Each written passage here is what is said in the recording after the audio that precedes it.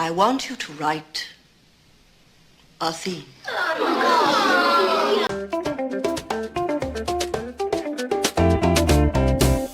Hi, I'm Lulu. Welcome to my channel. Before we get started, please like this video, subscribe to this channel, and ring that notification bell. I've heard a lot of writing advice in my time, and to the surprise of nobody ever, there are a lot of disagreements between these advice givers. Self-publishing is the only way to go. No, traditional forever. Outline your story before you start. Except no, you must let the story guide you. Of course, I have my own opinions on these things, and you might have yours, and that's valid. I mean, sometimes the right way of doing things depends entirely on the person doing them. But I have a couple of times come across a piece of advice that I think is just plain bad, no matter who you are. Some people out there say that before you begin writing your story, you have to know the theme.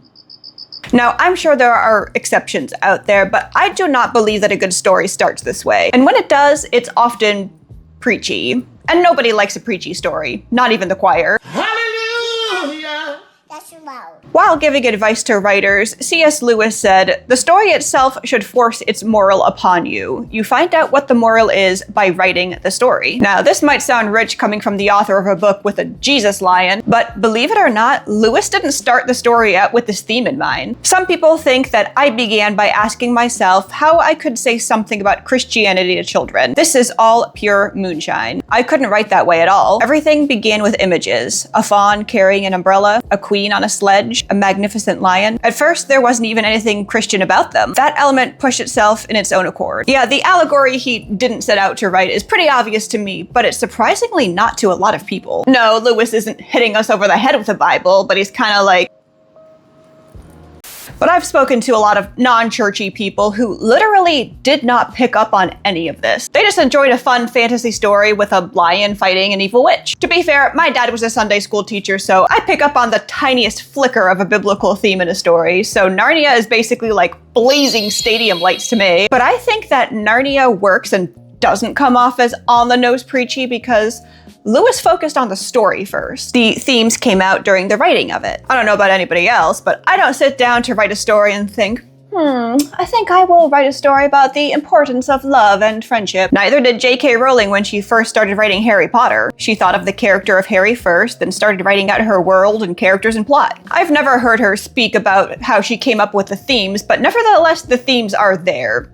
They're hard to miss. The same goes for writing memoirs. When living through a particular moment or period of life, we don't sit around thinking about the main theme of all these events that are currently happening to us. We notice later on, sometimes years afterward, when we look back and see it all colored through the lens of memory. That's when we notice the through line that defines this time in our lives. And once those themes pop out at us, usually so obvious we can't miss them, we can bring them out in clearer focus as we redraft and refine the story. Similar to his fellow inkling Lewis, J.R.R. Tolkien once said, "The Lord of the Rings is, of course, a fundamentally religious and Catholic work.